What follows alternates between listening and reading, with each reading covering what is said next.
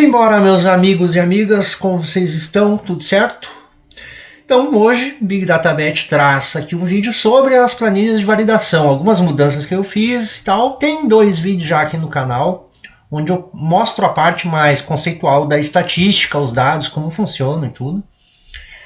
Procuro sempre não usar muito jargão estatístico, apesar de que às vezes se faz necessário, mas tentando sempre trazer isso de uma forma simples para que todos entendam.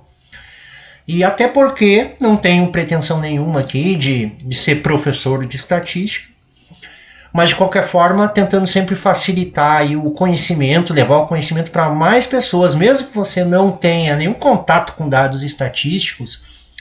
Este vídeo, assim como tantos outros aqui que trabalham estatística, vão me ajudar com certeza. Isto, galera, porque os conceitos envolvidos aqui nessa planilha trazem dados importantes sobre o seu método. E assim você consegue tomar decisões melhores aí a respeito da continuidade dele. Tem uma previsão em relação a blocos e tudo mais, eu vou explicar aqui com calma para vocês hoje, neste vídeo, que vai ser mais voltado aqui para a parte prática, e para resolver algumas dúvidas aí que a galera tem. E as principais delas eu já vou adiantar para vocês. A galera pergunta muito se pode confiar no método, se o método está validado, ou quantas bets ainda são necessárias para validar o método. Então, essa são perguntas que a planilha pode responder para você, certo?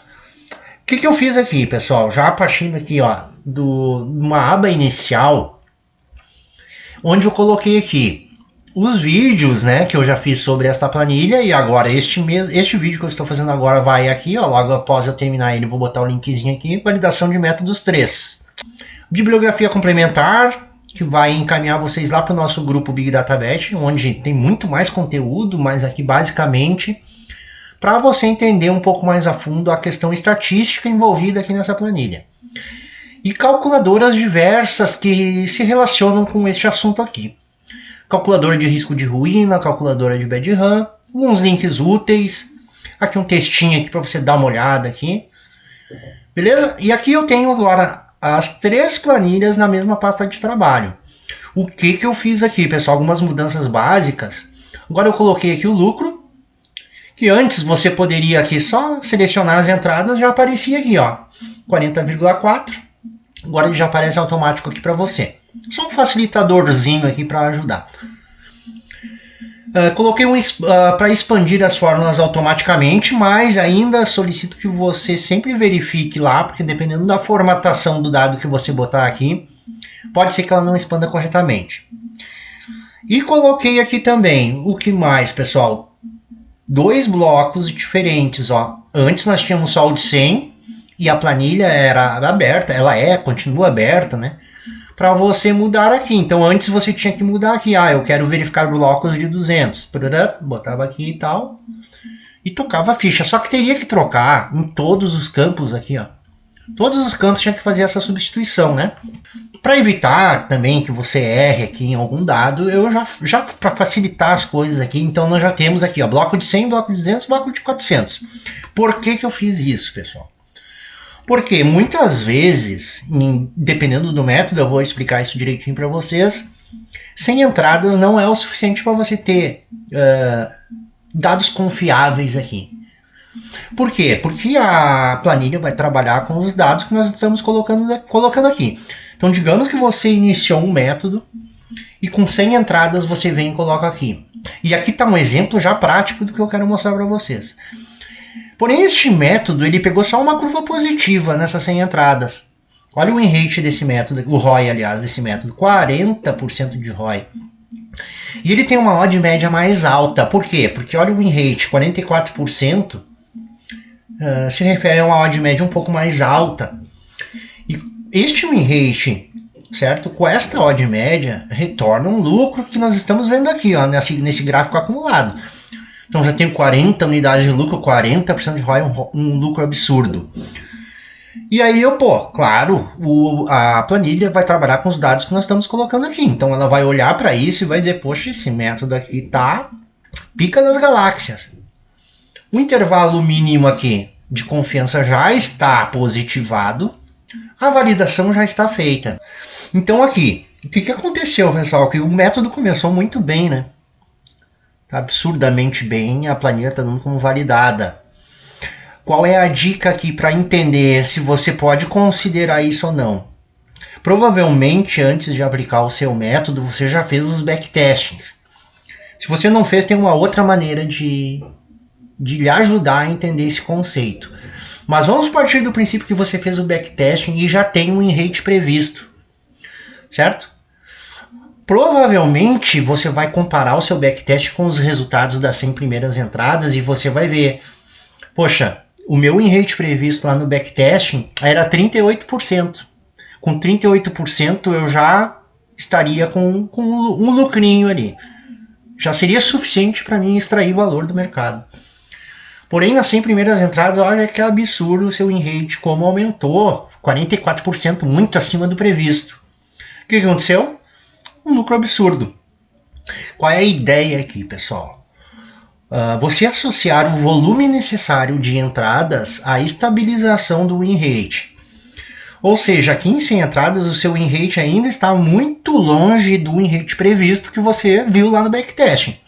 O win-rate previsto de 38, você está com 44. Então você pode confiar? Não, porque o seu win-rate ainda não estabilizou. Quem sabe nas próximas 200 entradas ele estabiliza. Então só como um exemplo aqui, eu deixei separado aqui algumas entradas, 100 entradas, tá? Eu vou copiar aqui e vou colar lá embaixo, ó. Então eu tenho 100 entradas aqui, vou botar aqui, ó. Vou expandir aqui. Ele já vai expandir certinho lá, né? Com essa nova fórmula ele já automatiza essa parte aqui. E beleza, então vamos ver agora o que aconteceu. Veja só.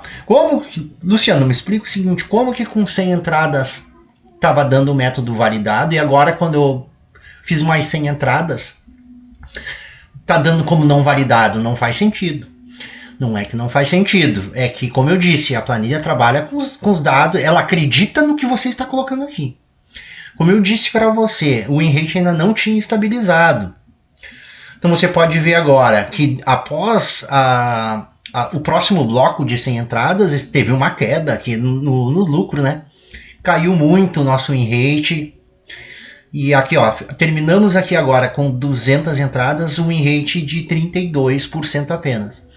Mas agora sim, nós temos um volume mais confiável para que os dados sejam aqui calculados para que a gente possa realmente tirar alguma conclusão aqui disso tudo que nós estamos vendo. Então é sempre importante você atentar a isso. Qual é a outra forma? Caso você não tenha feito o backtesting do seu método, você pode usar a odd média. É um cálculo muito básico, simplesmente se você tem uma odd média, por exemplo, o seu método prevê uma odd média de 2, de uma maneira muito simples, você sabe que o seu win-rate vai ser, em média, 50%. Claro que, conforme você evolui e procura fazer os backtesting, você sempre vai procurar colocar variáveis que lhe trazem vantagens, para não ficar nessa trocação, né? Odd 2, 50%.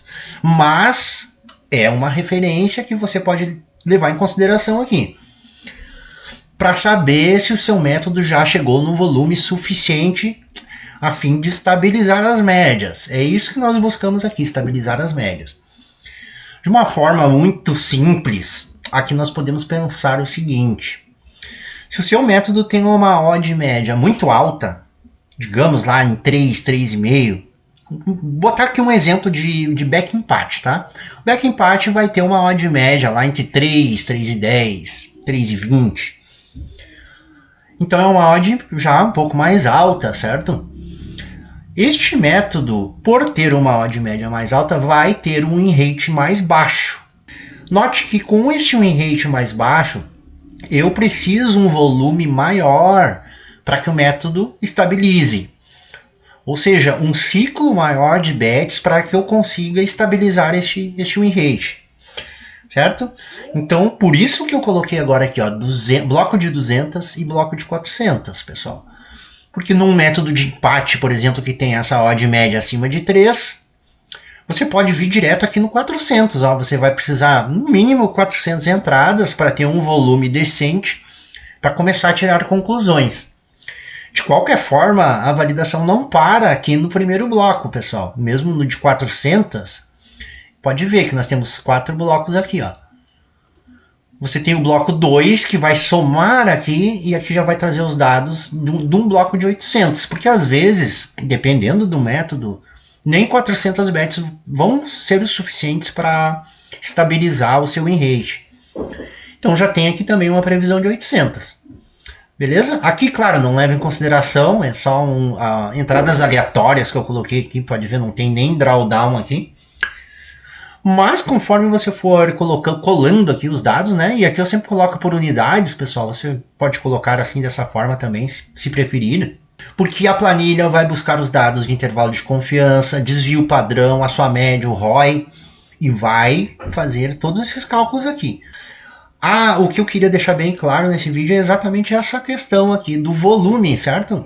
Procurar sempre deixar estabilizar o win rate, frisando bem essa parte aí, tá, pessoal?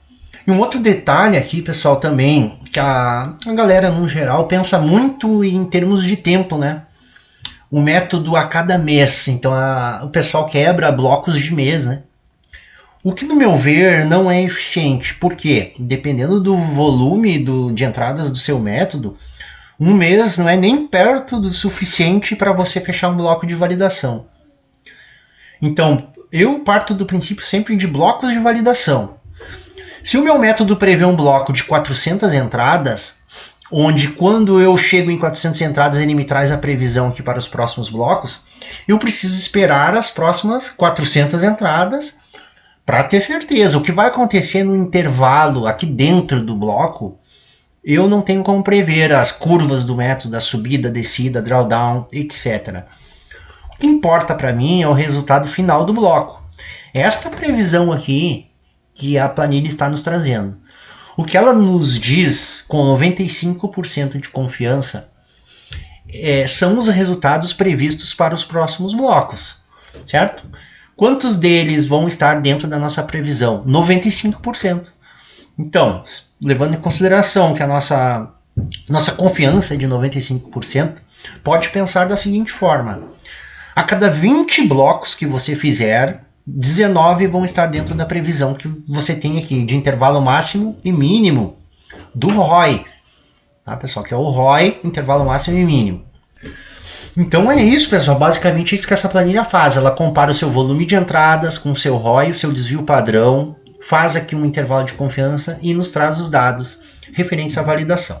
Como eu disse para vocês, nada aqui é certeza.